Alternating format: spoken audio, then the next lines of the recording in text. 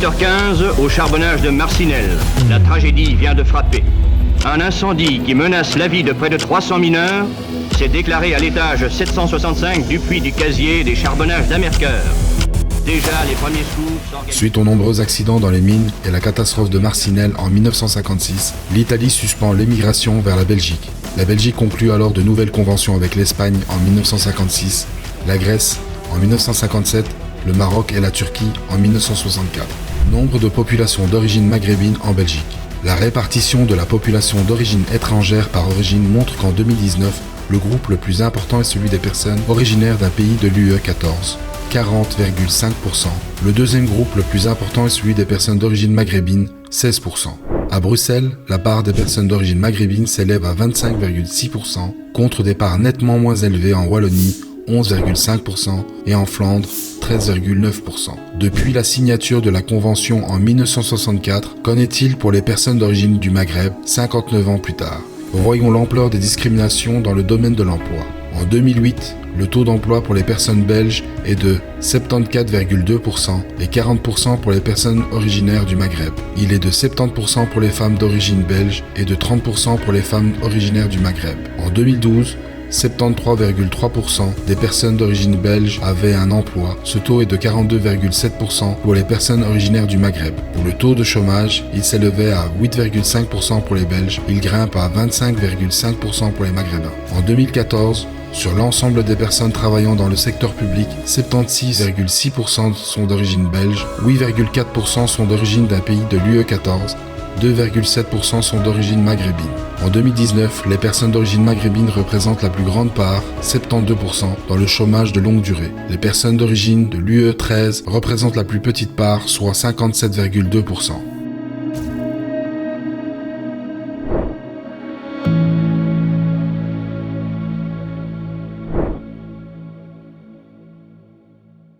Je suis Mohamed Zantar, j'ai 53 ans, je suis né ici en Belgique, j'ai des parents d'origine marocaine. J'en ai subi à l'école primaire. J'avais l'impression qu'on me regardait différemment, que je n'étais pas comme les autres. J'avais des parents qui ne comprenaient pas le français. Je me sentais à ma place chez moi, je me sentais pas à ma place à l'école. Voilà. J'avais toujours cette image de l'étranger qui va peut-être retourner chez lui ou qui est venu ici en entendant ses parents puissent travailler, puis retourner dans mon pays. À l'école secondaire, beaucoup moins, à part quelques professeurs ou en tout cas un directeur qui nous a aiguillés, qui avait tendance à nous aiguiller vers des études techniques ou vers des langues comme l'allemand. Sur le coup, on n'a pas très bien compris. Le directeur nous avait dit « vous êtes des étrangers, donc l'allemand, ça vous servira chez vous, dans votre pays, et pas le néerlandais ». Donc on a été vers des filières allemandes durant toutes nos secondaires qui ne nous ont jamais servi à quelque chose. Donc je crois que ce directeur croyait qu'un jour on allait retourner chez nous et vivre dans notre pays. J'ai fait des études d'ingénieur en première et deuxième secondaire. En deuxième candidature, je n'ai pas vraiment vécu, n'ai pas subi de racisme. Arrivé en troisième, là il y avait beaucoup plus d'étrangers dans la classe parce qu'il y avait des étudiants qui venaient d'autres pays tels que le Maroc, la Tunisie, même l'Irak. Et là, j'ai été confronté à des professeurs qui faisaient la différence. On devait travailler plus que les autres, on devait faire des efforts plus que les autres. Même pour les oraux, on voyait très bien que voilà, on n'était pas sur le même pied d'égalité que les autres élèves. Et là, j'ai été confronté vraiment à des professeurs avec lesquels j'ai eu beaucoup de difficultés. C'est ce qui m'a conduit à arrêter 2 années complètes parce que j'avais eu un problème avec un professeur qui avait en tout cas des propos à caractère raciste à mon égard et à l'égard d'autres élèves. Il y en a même qui ont tenté des actions. Moi, j'ai pas tenté d'action. J'ai repris mes études alors que le professeur est encore là. Ce professeur avait appris par une connaissance que j'avais fait ce qu'on appelle les baptêmes en première candidature. Quand on lui a dit que j'avais fait le baptême, il a fait passer le message en disant que je pouvais revenir, qu'il n'y aurait pas de souci. Donc c'est quelques années après que j'ai compris que pour lui, voilà, j'étais d'une manière inséré culturellement. Donc il avait fait cette différence. Donc j'ai fini ma 4e sans aucun problème. Je suis sorti en tant qu'ingénieur. J'avais une espèce de rage en moi suite à ces incidents.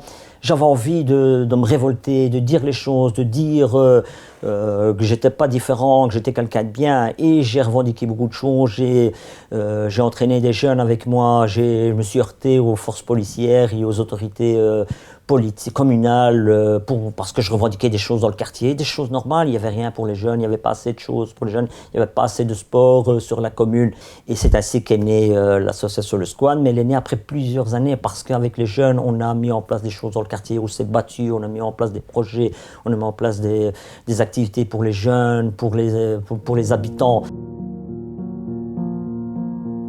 Je devais à chaque fois prouver, comme à l'école, prouver que j'étais quelqu'un de bien, que j'étais comme les autres, que j'étais inséré socialement et culturellement.